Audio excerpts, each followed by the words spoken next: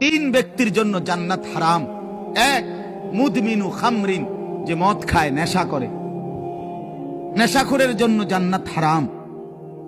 নেশাখোর, মদখোর, গাঞ্জাখোর, ফুট্টাখোর, বাবাখোর, ডাইলখোর, এ জান্নাত তার জন্য হারাম।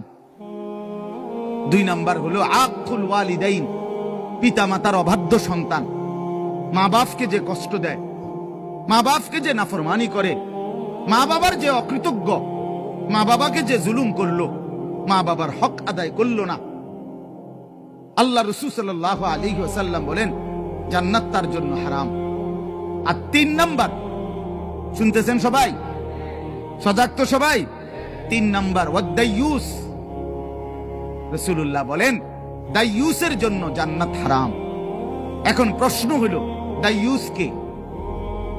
খোদার কসম বাপ, এটা আমারও বলা না, আপনার কোন আলেমেরও না, আল্লাহ রসুল বলে দিছে দাইয়ুস কাকে বলে।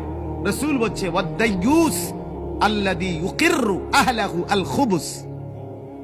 দাইয়ুস বলা হয় ওই পুরুষকে, ওই ব্যক্তিকে যে তার স্ত্রী সন্তান পরিজনের জন্য গুনাহ, অশ্লীলতা, নাফরমানিকে স্বীকৃতি দেয়, মেনে নেয়, গ্রহণ করে নিছে।